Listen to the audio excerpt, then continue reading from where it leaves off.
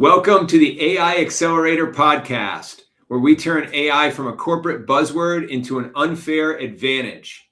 I'm Matt Zembruski, and this is the show for leaders who are done talking about AI and ready to execute. Today, I'm joined by Ondra Němčík, a coach, thinker, and builder working at the intersection of technology, psychology, and human well-being. I got the chance to meet him briefly earlier, but to tell you a little bit about his background as we get started, he works closely with high achievers in technology companies, people who look successful on the outside, but privately may be struggling with anxiety, self-doubt, and a pressure that few people ever see. His journey is deeply personal. While appearing happy and successful, Ondra was battling inner turmoil, suicidal thoughts, an experience that really led him to obsessively study applied psychology, neuroscience, and nervous system regulation to rebuild genuine inner peace. Today, through his work and the RoboHumanism philosophy, Ondra helps people build a healthier relationship with technology, using engineering language to explain human behavior and designing systems that support performance without sacrificing mental health. He's also building a cool app to help people apply these tools in meaningful, sustainable ways. Ondra, welcome to the AI Accelerator Podcast. Thank you so much. Thanks for having me. I'm excited to be here. So great to have you here. We got to meet and we talked about some really cool topics, and I said I'm really excited to have you on. Let's start to intro you to the audience from your own words. You describe yourself in your bio online about being once happy and successful one, in quotes, that everybody saw from the outside. Well, internally you were struggling deeply. What was happening beneath the surface during that time? Sort of walk us through your perspective.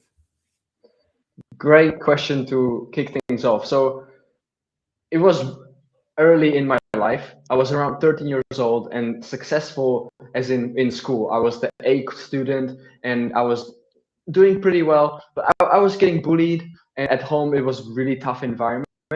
And so I would always pretend that the bullying or people picking on me and hiding my stuff and things like that, or pushing me around, it's all fun and games, being happy on the outside. And I was also very successful at that age in school. But yeah, I was struggling very badly. And every day I would have to go to school. It was about a 15-minute walk. And on that walk, about in the middle of the commute, I had to cross a train track. And so there was a period of my life where pretty much every single day I was thinking about, like, what if I just end it here? What if I just don't make it to school, just jump in front of a train on these train tracks? And it got really dark, and I just had to fight my own mind. And that led me to Googling how to be happy at that age. And that's how I got introduced into practical psychology. And that's how I got introduced into general personal growth and started changing my habits and turning my life around. And that also led me to study software, and I studied coding and playing around with those kind of things. And so my life became like two pillars of psychology and personal growth, and also software and coding and technology. So, and then you sort of shift over, and now, so you've helped yourself along that journey, which is amazing. And then it's beautiful that now you want to bring that out and help others. And you work primarily with high achievers in technology companies, right? Why do you think this group in particular is so vulnerable to the anxiety and inner pressure? It's because technology and AI and everything, especially these days, it's been like that for a while, but especially these days, everything is going faster and faster, and the standards at companies are getting higher and higher. Workload is higher and higher. People say, oh, we have AI now, we can handle more work and we can be more productive in less time. So there's more workload than ever before, and there's more expected for people to do than ever before. And I think especially because tech is such a fast moving industry, especially right now. Again, it's been like that for a while, but now with AI chatbots coming out and scaling so quickly, then that's I think in particular why tech companies are under one of the biggest dangers of burnout and overworking and pushing people way too hard without really setting boundaries and spending time on the humanity side and really treating people like fully on robots. instead of like, oh, we have like a human soul and we have a human body and we have to rest and recharge fully. Yeah, so I see that in those areas specifically, it's missing. Yeah, that's very, very good points. I mean, in these fast moving environments, and like you said, with AI and technology, it's the pressure cooker that I call it on people today is just so intense. And it's actually more intense, I agree, in the technology spaces. I mean, there's constant notifications and AI's accelerating new releases of software everywhere. So when all this is going on and you're a technology entrepreneur or professional or a white collar worker today, somewhere in the world, you know, what's actually happening behind this, like inside, like I know you studied this, like what's happening to our nervous systems? What's happening to people when they're under this additional stress? Yeah, so the core problem is that the energy loop, you can call it, is broken. So if you think about how humans used to operate and how humans used to work back in hunter-gatherer ages, right? People would wake up and they would get ready, they would plan the hunt, they would get ready to, okay, let's bunch of ideas, okay, where are we gonna go? And they would have a preparation. Then there was the hunt itself, right? This is where the cortisol is highest. You have to be on high alert, super focused, and you can't really make mistakes. So, and that's really heavy on our nervous system. And then after the hunt is over, what do? They come back to the cave or to their little settlement, right? They prepare the meat and they're calming down. And then they prepare the meat, they cook the meat, they have a big feast, and then they go to sleep and they recharge. Now, so it's a pretty clear 4-step cycle, right? And it mirrors, specifically, we want to look at dopamine and cortisol, especially cortisol in these cases. So the pattern of the cortisol is you wake up and your cortisol kind of rises slowly in the first phase. And then during that work time, during that hunt, your cortisol is highest. Cortisol is the stress hormone, right, or the high alert hormone, along with adrenaline as well. And then what happens during the feast and during the celebration time and eating time is that the cortisol starts to drop, and then by the time they get to sleep, cortisol is very low, or there's almost no cortisol in the system, and then it repeats, and the body gets the chance to fully replenish. And what happens in today's world is that third phase, the feast and the celebration with the tribe before people go to rest, it's missing. There's always the next project, there's always the next notification, there's always the next email, people are always behind. So our cortisol never gets a chance to drop. And so by the time people go to sleep, they're tired, but they're wired and they can't fall asleep. And maybe they use alcohol, and then they wake up at 3 a.m. because their cortisol is back online, because they just shut it off with alcohol, or, you know, people scroll themselves to sleep these days, or, you know, I need to play a YouTube video or a podcast, otherwise I can't sleep. Those are some of the things that we're dealing with, and it's really the cortisol pattern that's at the core of it that is broken. Wow, that's fascinating, and I can relate to all that. You and I are both in the space, and you know, as being high performers and people who want to, you know, give more to the world and do more out there. Like you said, when you free up the time, I was like, wow, I'm now moving twice as fast as I was last year. Okay, now I'm going to do twice as much instead of taking the break, instead of taking that back. So you talk about reprogramming in some of your material, Ondra, as I was looking at it. You talk about reprogramming the nervous system, and you talk about this energy loop with the cortisol and so forth. For someone hearing that for the first time, what does that actually mean in practical terms? Yeah.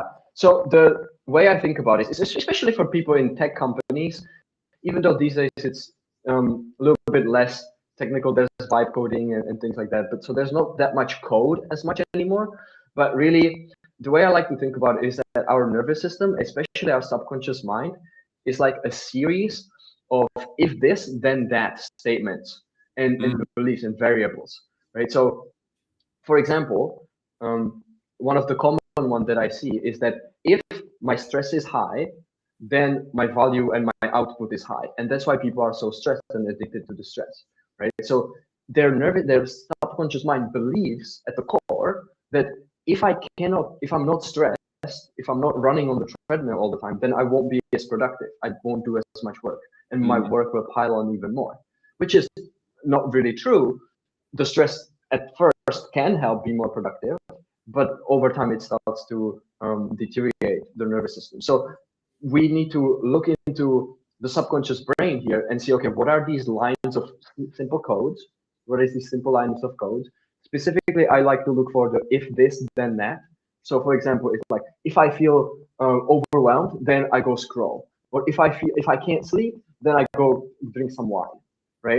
And we need to change those, and we need to look at those. And so those are the little pieces that we can reprogram inside the brain.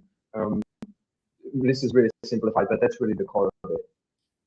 So it reminds me a little bit of the book Atomic Habits. I don't know if you've read that one before. It's pretty popular. So does this relate to like thinking from habits? Or a lot of habits are physical. It sounds like you're talking about like psychological triggers and doing things. Is that a practical way to apply what you just shared? Yeah, absolutely. So Atomic Habits is a great book. Everybody should read it. I think the way I approach it is similar concepts, right? Like the foundations are pretty similar. Just maybe the terminology is a little bit different. It's a little bit of a different angle, so that it resonates with people a little bit more, right?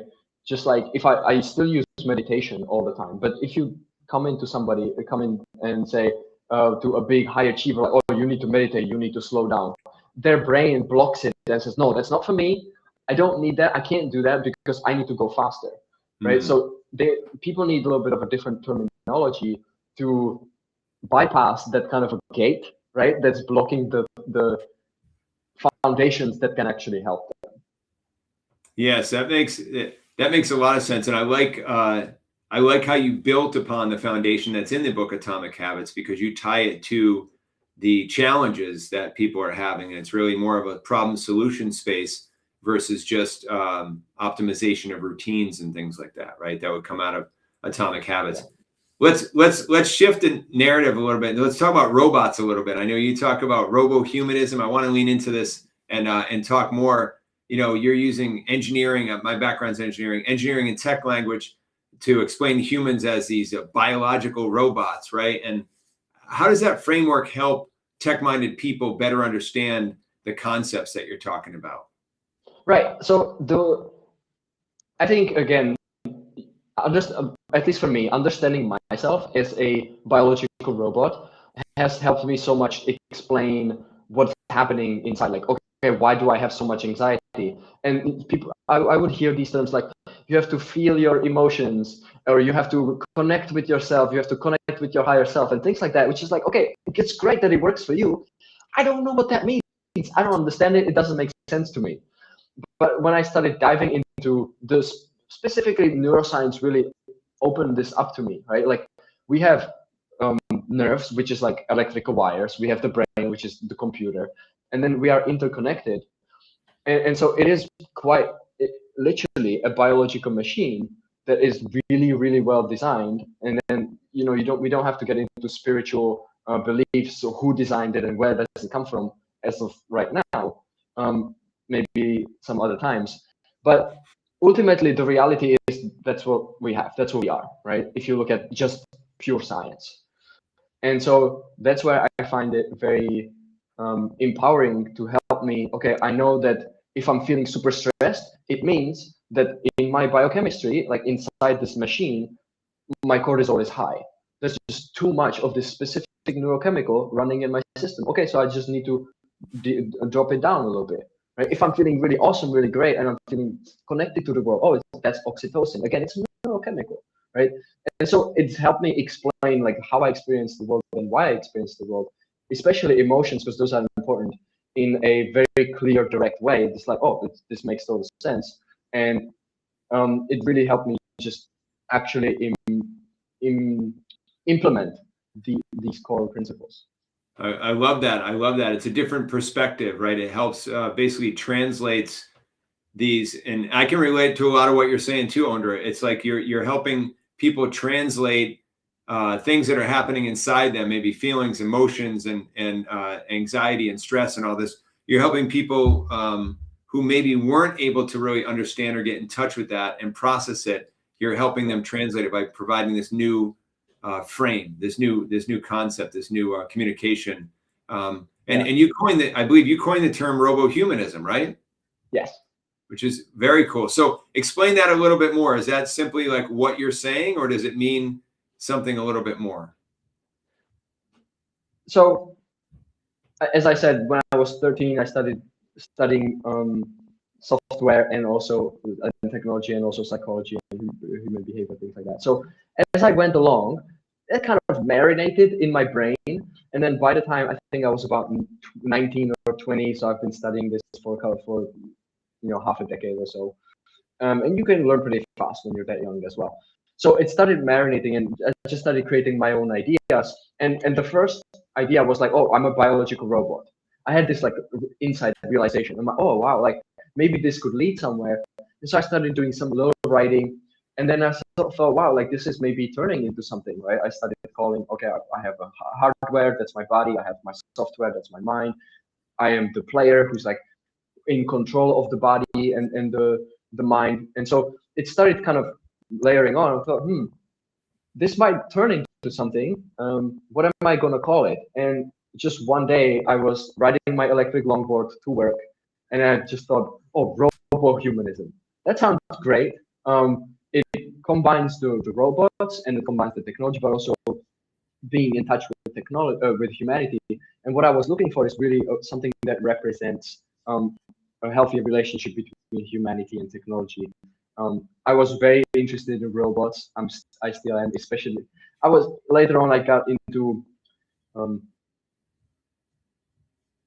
like the robotic arms and things like that, like automated lines, assembly lines, and things like that. That's what I was studying in school officially. So I was really interested in robots, and so RoboHumanism made perfect sense to me, and it's evolved. And so all of these frameworks, it's built on this foundation of hardware, software, and the player who operates the hardware and the software. Yeah, it's fascinating. It's a great word. I love that you put it together because it's the the human aspects of who we are, right? And then leaning into it from a technology lens. Let's talk about your app for a minute. I'd love to hear more about, I'm assuming that the reason you built the app was so that you could apply it, you could help a lot more people. You can only reach so many people one-on-one. I know you're working with a number of people, and so tell us a little bit about the app and what your vision is for it. Like when's it going to be available? How can it help people? Yeah, it's available now. I'm building it out as it goes. The main reason really I actually built the app is because for me, I built it for myself. I wasn't really thinking about other people at the time yet. And it started just by little pieces, and then it became modular, and there's more pieces now. It started with, I want to have a tool that I can focus better. And I saw there's Pomodoro techniques and other timers and things like that. But based on neuroscience and science, we have flow states, right? And so we can specifically enter a different state of mind where our brain waves kind of slow down and our heart rate slows down, and we release this really neurochemistry to be able to really focus. And it has 4 specific phases. And so every single timer, work timer, or Pomodoro technique, anything like that I found out there, take that into account. It's just try and focus, for the next 25 minutes in a Pomodoro. Like, okay, that maybe that can help a little bit, but it doesn't actually align with our biology and how we operate. So I just built my own that's based on the 4 phases. So there's a first phase that's kind of the build up, and then there's a release, and then there's the actual focus, and then there's rest. Again, it mimics the cycle just on maybe a little bit of a smaller scale. Usually the focus is about 90 minutes before your neurochemistry kind of burns out, and you need a little bit of a reset until you can go again into the next cycle.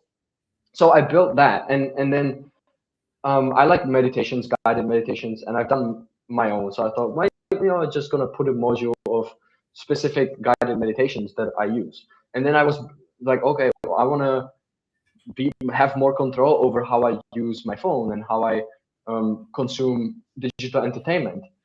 So let me build like an app, that helps me track how not using social media as much, not going to digital entertainment. And so I added that in there. And then it's kind of layered on, and it's also like a hub where I'm putting kind of my guides and ebooks.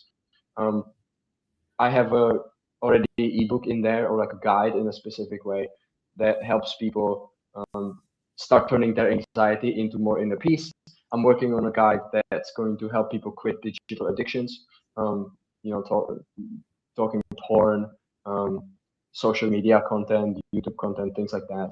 And then I'm also working on some other things. The energy loop is going to be in there very soon. Also, just the basics of the philosophy and in detail is all in there. So instead of just a normal website, I thought, I'm just going to make an interactive app that I use on a daily basis. I use the meditations to reconnect with myself and with my body. And I use the flow timer pretty much every day for work and getting things done. So I thought, might as well put it out there, and if people want to use it, amazing. Yeah, that's fascinating. What's the name of the app, Ondra? It's called RoboHumanist Console right now, and talking about AI, it's all vibe coded mostly.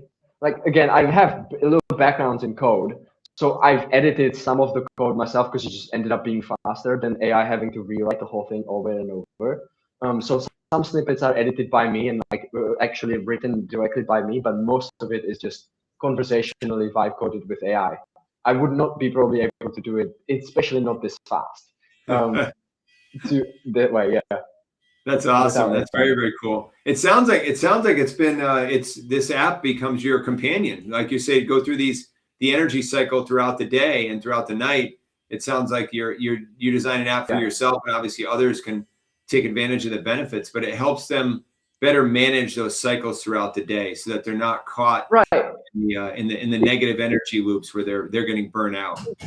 Exactly. So one of the ways, or one of the reasons why I built an app, or why I want to put it out there as an app as well, is that we already have the habits of reaching for our phone immediately to go after, let's say I'm finished work, right? And first thing I do is like, let me check social, let me scroll to relax a little bit, right? Our brain starts to lie to us like, I need to scroll a little bit to relax and decompress, which in the moment feels good, but then creates all kinds of issues down the line. So people already reach for that phone. So if I replace that habit of going to scroll with opening a specific app that's designed for me, and I click on the button that helps me, it takes me through a process to finish my energy loop instead of keeping stuck and just block it, pause it. That's kind of what social media does, right? It feels like relaxing, but it really just pauses you. And as soon as you get off of it, you're like back to, oh my gosh, okay, what's happening? I'm stressed again, right? So what if we replaced it with a process that is guided with an app that actually helps you finish the loop? And when you are done using the app, you're like, wow, I feel great. I can live my life, and I can go reconnect with my family, or I can go to the beach, or I can do whatever I want to do without being stuck in the energy cycle in the middle of it, stressed, or glued to my phone for the next 3 hours. No, that's amazing, Ondra. It sounds super, super helpful for a lot of people just to manage that. And I can only imagine how beneficial it is, not only for you, but for your clients, just to manage throughout the day. Because we're all unique. We're all contributing in our own ways. And like your market is the high performing folks who are in technology. There's so many of us out there today, and it is higher pressure. Everyone's delivering a lot more, but the pressure to deliver is up there. So as we're wrapping up, Ondra, I'd love for our listeners to know like how to contact you, and we'll include it in the show notes. But how can they best reach out to you? How can they find you? By the way, we didn't share this. I know the answer, but like, where are you right now? Because I'm in Boston, Massachusetts, and so share where you are and how people can find you maybe digitally. Yeah, I'm currently in Vietnam, in Da Nang, Vietnam. So if you are in the region, it's easy to find me. I host weekly meetups and things like that. You will find me if you're looking for me here. It's pretty well known where I am. Every week I have a meetup, and it's great. In-person interactions like that are still great.